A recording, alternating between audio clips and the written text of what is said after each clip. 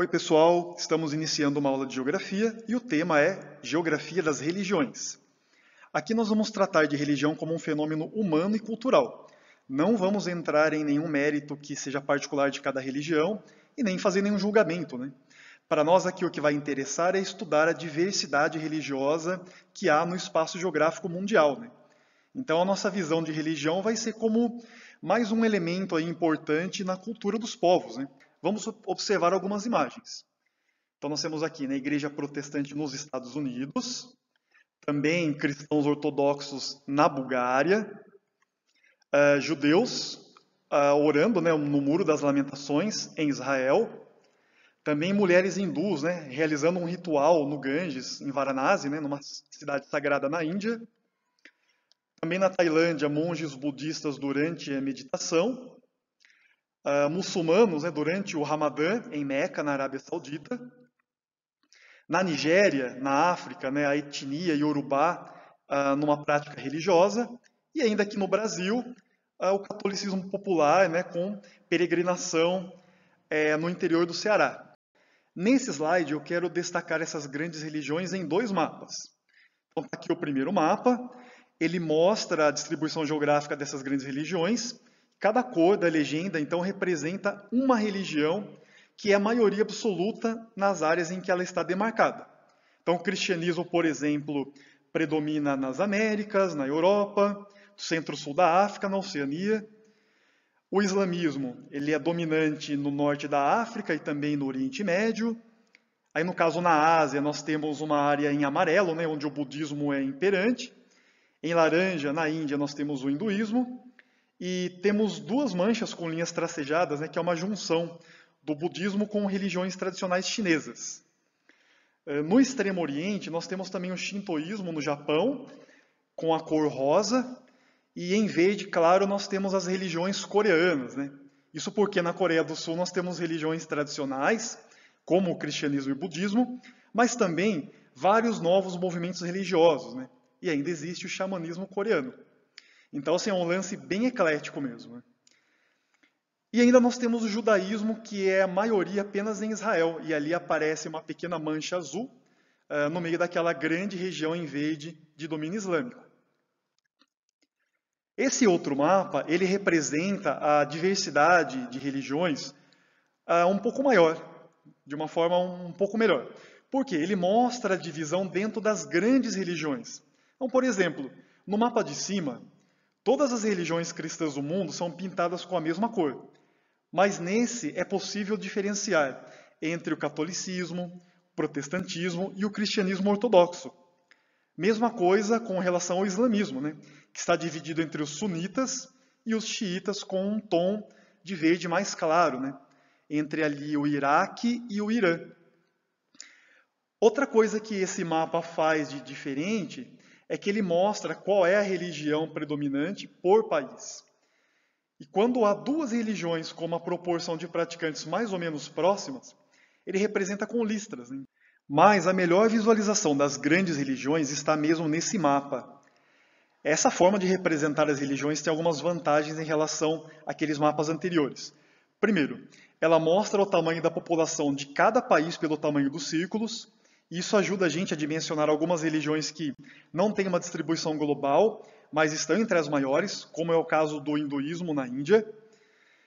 Segundo, esse mapa também mostra o fracionamento das religiões em cada um dos países, mostrando as maiorias e as minorias religiosas, né? Isso ajuda a entender a diversidade religiosa em cada um dos países.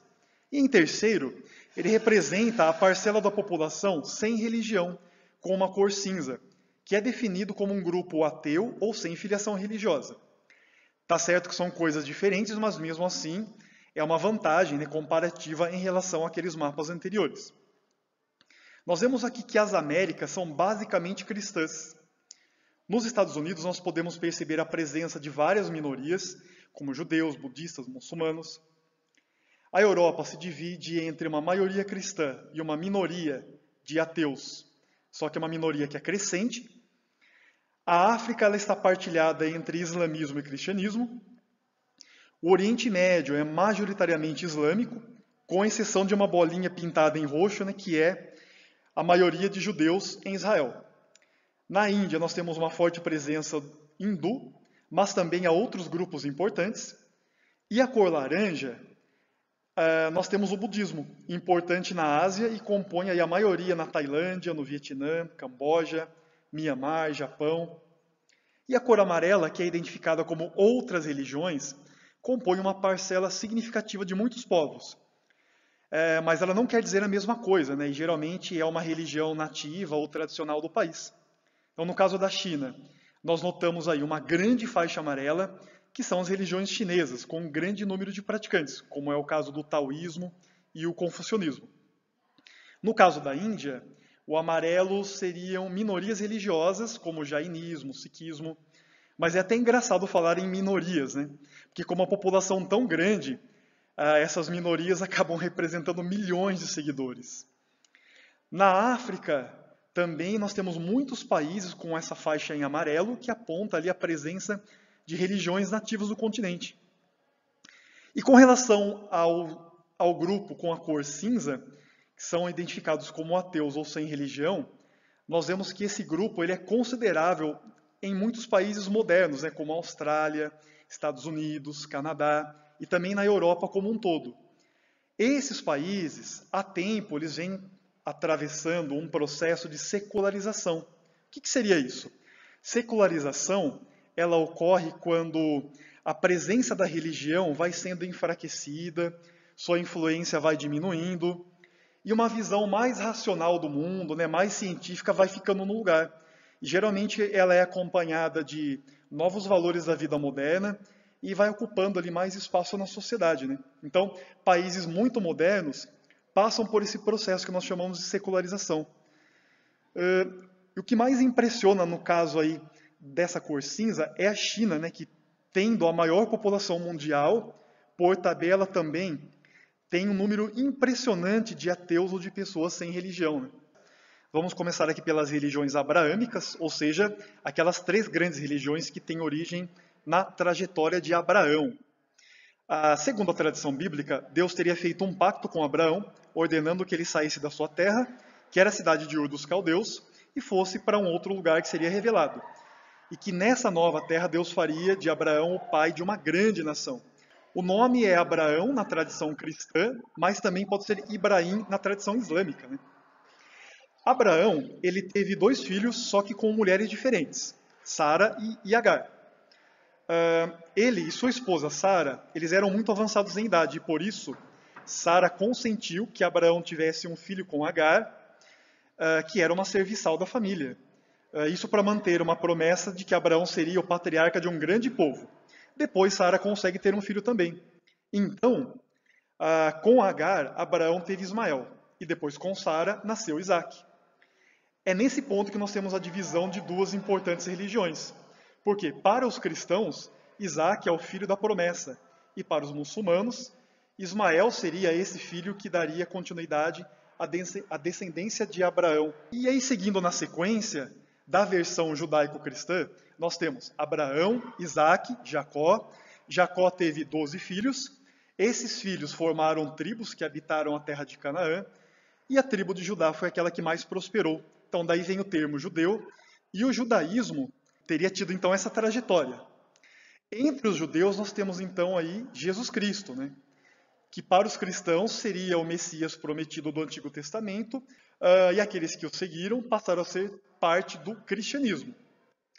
E aí, seguindo agora a linhagem de Ismael, assim como Isaac, ele também teve 12 filhos, e esses filhos formaram grupos tribais que se espalharam por várias religiões, por várias regiões, melhor dizendo.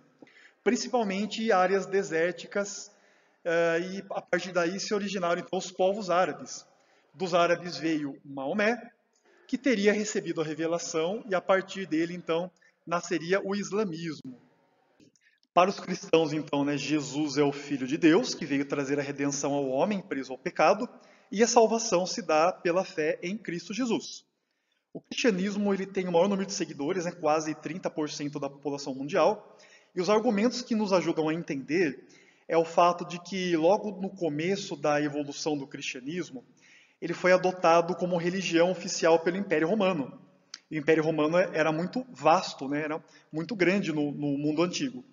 Também ocorreu aí a imposição do cristianismo no processo de colonização nas Américas, além do fato de que o cristianismo é uma religião missionária, né, que trabalha ali com a ideia da conversão por evangelização, né? O cristianismo ele tem algumas divisões. As mais importantes são essas que estão aqui, né? O protestantismo, o catolicismo e também a igreja ortodoxa, né? Então nós vamos seguir uma linha do tempo bem rápida aqui, começando lá do cristianismo primitivo, em que, de cara ali, no começo nós já temos uma divisão, uma separação, que ocorre lá no século V, onde tem lá os concílios, né, realizados pela igreja, e com alguns desentendimentos teológicos, algumas igrejas e denominações já se separam no catolicismo.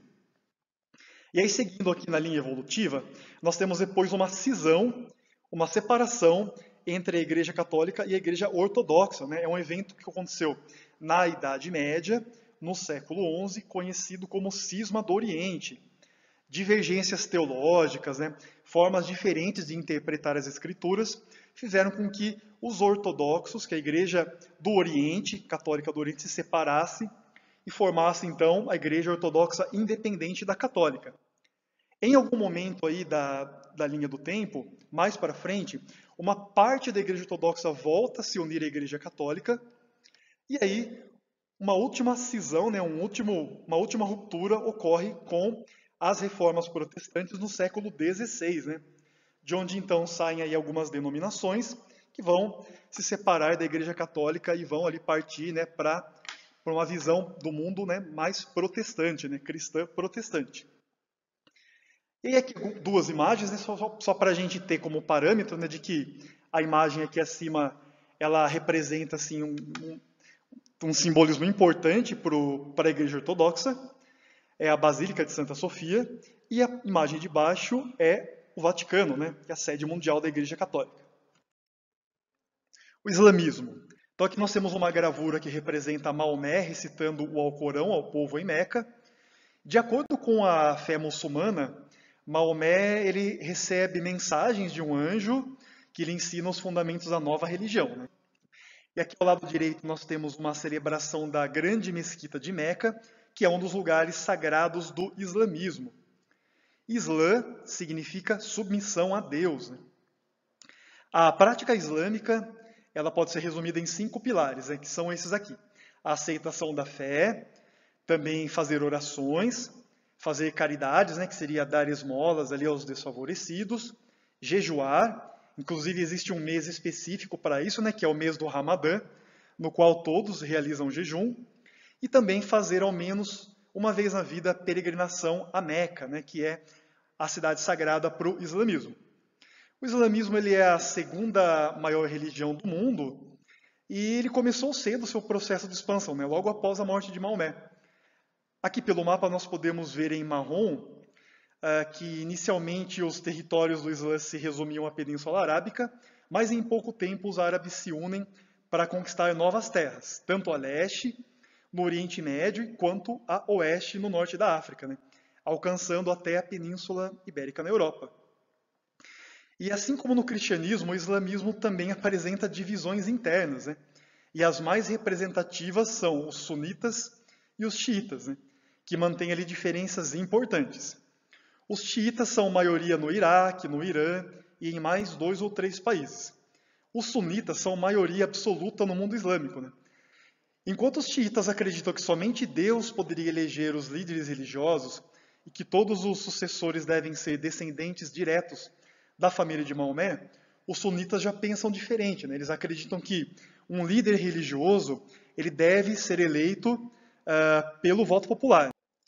O judaísmo, né, que é mais conhecido no mundo ocidental por conta da popularidade das histórias bíblicas, ele vai ter então aqui por regra básica cumprir todas as tradições e as leis judaicas, né?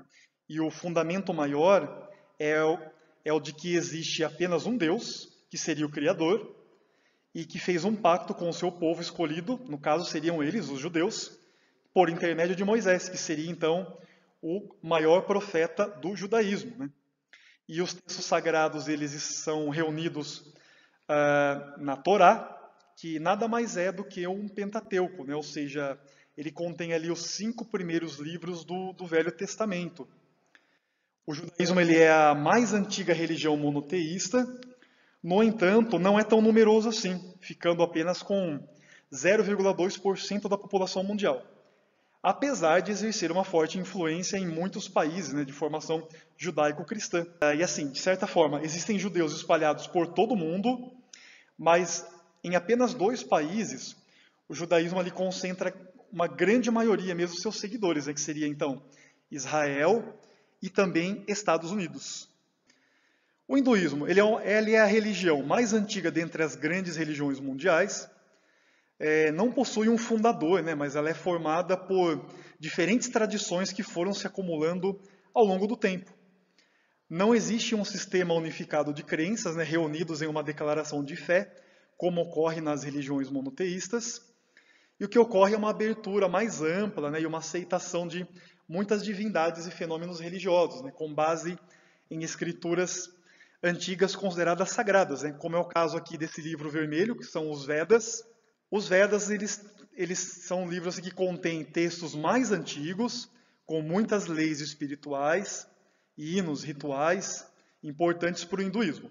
E o livro ao lado, em marrom, é o Bhagavad Gita, que é um dos mais populares e mais acessíveis, e que também vai tratar ali de valores, né, como deveres, meditação, altruísmo, devoção e outras coisas que incluem aí valores importantes para a religião hindu. O hinduísmo ele é muito caracterizado pela crença na reencarnação e também pelo politeísmo, né? O número de divindades é contado aos milhões. E aí, só para a gente citar algumas das mais importantes, então, nós temos aqui Brahma, Vishnu, Shiva e também Ganesha, né? São alguns dos principais deuses dentro dessa grande quantidade de divindades no hinduísmo. E aqui nós temos um templo dedicado a Jagannath, né, que é uma forma de Vishnu. E a Índia é bem repleta de templos bem diversificados e bem interessantes, né? A Ásia ela é um grande berço das religiões, né? E a região ali no entorno da Índia é a expressão máxima dessa espiritualidade, né? Diversas crenças têm origem nesse país. E aqui nós falaremos do sikhismo e do jainismo. Com relação ao sikhismo, num país, né, onde o politeísmo domina, é até interessante o fato de nós termos aqui uma religião que ela é monoteísta, né? Ela foi fundada no século XV por Guru Nanak. Ela prega que Deus é onipresente, eterno, sem forma, sem gênero, todos são iguais perante Ele, né? Então ela coloca todo mundo já em pé de igualdade. E o sikhismo tem 3 pilares, né? Primeiramente, ter Deus presente na mente o tempo todo, sustentar-se de trabalho honesto e dividir o fruto do trabalho com esses pobres, né? Que seria então ali a parte da prática da caridade. Então aqui nós temos um templo, né? Templo de Amritsar, que é um santuário Sikh na Índia, e aqui alguns Sikhs indianos, né? E aí o jainismo, que é a nossa próxima religião aqui que vamos tratar, ele foi fundado por Mahavira, que se entregou ali a processos ascéticos, né, até obter a iluminação, né? O que seria assim esses processos ascéticos, né, que vem de ascetismo? Seria assim uma vida centrada na evolução espiritual, nas boas práticas, né, e uma vida distante de qualquer prazer. Então aquela pessoa assim que vive fugindo dos prazeres, né, e dedica todo o seu tempo realmente ali a uma evolução espiritual por práticas, né? E esse é um dos maiores preceitos, né, que é combater as paixões mundanas e alcançar ali a libertação, né, ou a iluminação. Então, existe uma visão de respeito a todas as formas de vida e também aos elementos naturais vitais, né, que são vitais para a sobrevivência. Então, para o jainismo, o valor de uma pessoa, de um inseto, de uma planta, são equivalentes. E todo praticante dessa religião ele deve seguir 3 princípios básicos, que são esses daqui, né? A não posse, o não absolutismo e a não violência. A não posse, você deve dominar o seu desejo de possuir coisas, né, de não se apegar às coisas e de se sentir livre com relação a isso. O não absolutismo é a ideia que pressupõe, né, que ninguém é o dono da verdade, mas que o pluralismo de opiniões e de ideias é algo aceitável e até desejável no jainismo, né? E também o princípio da não violência. Os jainistas eles evitam assim, qualquer forma de violência, seja em palavras, seja em ações, em gestos, né? Ou até mesmo em pensamentos. Isso a qualquer ser vivo, né? Então, no geral, eles são veganos e eles têm um cuidado especial para evitar assim danos ou até matar acidentalmente qualquer um dos insetos. E aqui nós temos duas imagens, né, de jainistas mesmo na Índia, de praticantes da religião. A primeira imagem mostra um jainista carregando uma vassoura, uma vassourinha que eles carregam, isso para tirar possíveis seres vivos do caminho e não matá-los sem querer, né? Você vê lá um insetozinho pequeno, você retira ele para você nem acidentalmente assim pisar ou matar, porque isso é considerado algo ruim para a religião. E na segunda figura, nós temos ali mulheres jainistas com a boca coberta para não ingerir acidentalmente pequenos insetos ou micro-organismos, né? Bom, agora nós vamos para o budismo, que é a quarta maior religião do mundo, né? E dependendo de como uma pessoa define religião, o budismo ele pode ser considerado mais similar a um sistema filosófico de vida mesmo, né, do que propriamente um sistema religioso. Mas dependendo também, né, pode ser os dois, né, para aqueles que entendem que uma coisa não anula a outra e que esses dois lados podem estar presentes aí num sistema que junta, que faz a união da fé e da razão, né, para seguir ali as leis universais, que é o que o budismo faz, né? Então o budismo ele é uma religião não teísta, ou seja, não possui um Deus. O Buda, no caso, ele não é uma divindade, né? E ele seria então um guia espiritual. E ele seria também ali a grande referência para alcançar a iluminação. Inclusive, Buda, né, significa o iluminado, né? E o Siddhartha Gautama, ele estabeleceu no budismo as 4 nobres verdades, né? A primeira é a de que o sofrimento ele é inevitável, ou seja, ele é natural na nossa condição humana. A segunda, que é a causa do sofrimento, né, que tem a ver com o nosso desejo ou o nosso apego às coisas do mundo, que são temporárias, né, e por isso estão sempre sujeitas a mudanças. E terceira nobre verdade, ela é a de que o sofrimento pode ser superado. E a quarta é de que existe um caminho para que isso ocorra. E aí, os ensinamentos aí de Buda seguem para orientar, né, quais são as ações, né, ou as formas de viver que levaria essa pessoa a se libertar do sofrimento, né? Outro conceito bem desenvolvido é o chamado caminho do meio, que seria ali o equivalente, o equilíbrio, né, na verdade, um caminho do meio, o equilíbrio para evitar os extremos, né? Qual que é a ideia do caminho do meio? Você não ser tão rigoroso consigo mesmo, mas também não ser tão permissivo, né? E o budismo ele também ali sofreu divisões, né? Assim como todas as grandes religiões, não foi diferente no budismo. Nós temos o budismo Vajrayana, em laranja, praticado na Mongólia e no Tibete. Essas duas manchinhas laranjas no mapa, né? E no caso do Tibete, também é conhecido como budismo tibetano, né? Ou lamaísmo. E nesse caso do Tibete tem uma hierarquia bem organizada, né? Onde tem lá a figura do Dalai Lama, né? Que representaria o líder máximo. E aí, com relação às outras duas escolas, né? A organização é um pouquinho diferente. Nós temos a escola Mahayana, em amarelo, as regiões em amarelo, e a Theravada em vermelho.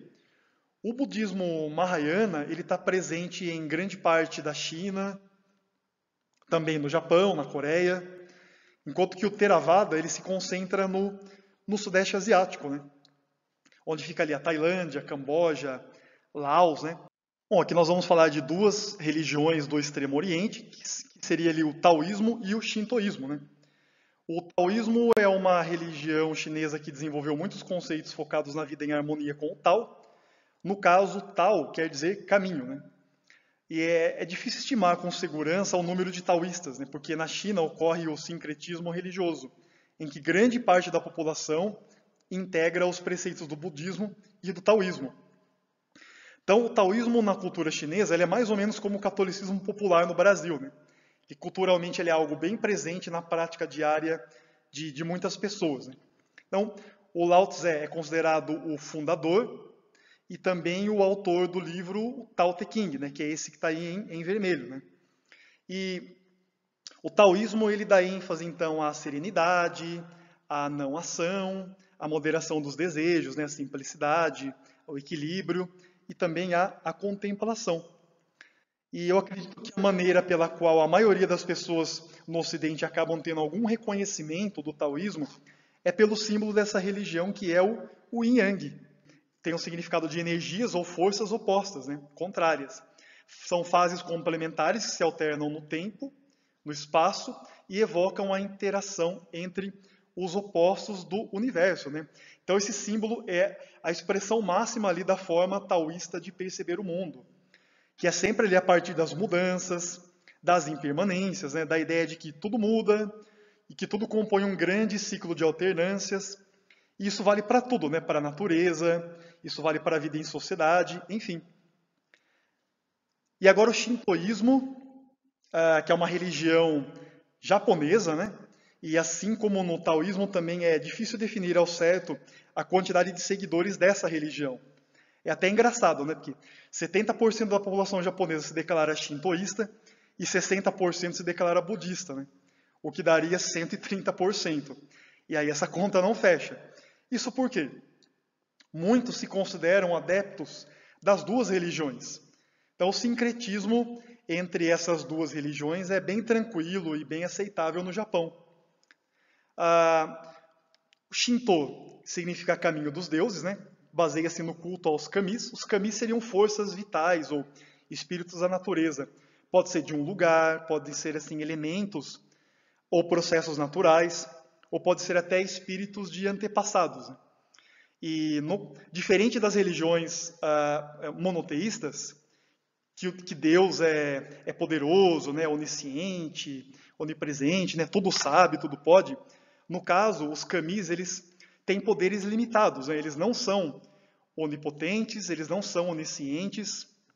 Então é um conceito um pouco diferente.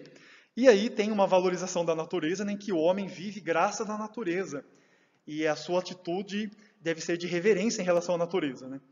E a vida deve alcançar o seu sentido se for vivida dentro da pureza, que é o seu estado natural. Do contrário, isso desagradaria os kamis. E aqui nós temos duas imagens, só para representar ali um pouquinho do estilo, né, dos templos shintoístas no Japão. E agora as religiões africanas. Eu vou começar a destacar aqui que em nenhum lugar do mundo, né, o sincretismo é tão aplicável quanto na África, né? Que o continente ele é dividido entre o norte islâmico e o centro-sul cristão. Mas antes dessas religiões chegarem, já existiam as religiões nativas, né? E há lugares no continente onde ela é praticada em sua essência, mas há lugares em que há uma mistura com essas duas religiões aí abraâmicas. Então a África tem essa peculiaridade. E para não perder as tradições ancestrais, os valores religiosos são transmitidos de forma oral, a partir de músicas, né, em rituais também que ocorrem em festivais, né? E falando assim mais propriamente sobre a religiosidade, né, dos grupos mais tradicionais, nós temos aqui alguns pontos de convergência na forma de acreditar no mundo espiritual, né? O animismo, o politeísmo e o panteísmo. O animismo seria a ideia de que os elementos naturais eles também possuem, né, espírito, né? O politeísmo, né, que seria a crença em muitos deuses, e ainda o panteísmo, né, que é a crença de que Deus está em todas as coisas. E para exemplificar bem rapidamente aqui, eu vou destacar duas religiões tipicamente africanas, que é o Vodun e também a crença Yorubá. Então, o Vodun ele tem por divindade suprema Mau, que seria a mãe de subdivindades representadas por elementos naturais ou culturais, que seriam os Voduns. O pai é Lissá, corresponsável pela criação, e a dupla Mau-Lissá possui a titulação da Dasebo, né, grande Pai, Espírito Vital. A Yorubá, religião Yorubá, ela é muito rica em lendas, né, que normatizam o comportamento pessoal e coletivo, né? E aí o Criador Supremo ele é o Olorum, que reina acima das divindades conhecidas como os orixás.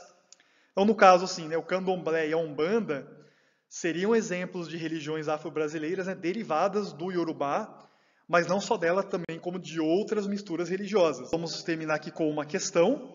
Então tá lá, né, com base nos gráficos 1 e 2, e de acordo com seus conhecimentos, marque V para as sentenças verdadeiras e F para as falsas. E a seguir assinale a alternativa correta, né? Vamos lá, então aqui a primeira sentença ela diz o seguinte, né? Religiões monoteístas são seguidas pela maioria da população do planeta e, em conjunto, estão presentes em todas as regiões e continentes. E aí? Essa informação ela é verdadeira, né? Se a gente pegar aqui e somar os praticantes do cristianismo, do islamismo, do judaísmo, que seriam ali as religiões monoteístas, isso passou de 50%, né? Então realmente representa mais da metade. E o cristianismo e o islamismo, basicamente, e até o mesmo judaísmo, estão em todos os lugares. A segunda sentença. Algumas das grandes religiões mundiais estão fortemente concentradas na Ásia, como o hinduísmo, o budismo e o cristianismo. Essa daqui seria falsa, né? Se a gente olhar aqui no gráfico de baixo, que é o gráfico 2, que trata dos grupos religiosos por regiões do mundo, a gente vê que o hinduísmo e o budismo estão muito concentrados na Ásia, né? Que é representada por esse tom de azul mais escuro. Mas não é o caso do cristianismo. Então, por conta disso, essa alternativa está incorreta. Depois, os 100 religiões compõem o terceiro maior grupo, e seu contingente na Ásia é grande por conta da superpopulação do continente, sobretudo na China. Na Europa, esse grupo é relevante por conta do processo de secularização. E aí, nós vimos isso em aula, né? Nós vimos isso aqui nos slides lá no começo. Essa informação é verdadeira, né? A próxima. Numericamente, o judaísmo tem relevância em duas regiões, onde os judeus são maioria absoluta da população. E essa alternativa, ela é verdadeira ou falsa? Vamos lá. O judaísmo tem relevância, né, em duas regiões, na América, no caso particular, nos Estados Unidos, e no Oriente Médio ele está presente ali em Israel. Só que os judeus não são maioria absoluta nesses dois países, né? No caso dos Estados Unidos, tem uma grande população cristã. Os judeus, apesar de constituírem ali seus 5, 6 milhões de praticantes, eles são minoria, né? Perto ali dos quase 180, 190 milhões de cristãos. E a última, na África subsaariana, cristãos e muçulmanos compõem a maioria da população da região. E aí, segundo o que nós vimos na aula, essa informação é verdadeira. Então, a alternativa correta seria a letra B. Então, nós encerramos aqui. Nos vemos numa próxima. Tchau, tchau.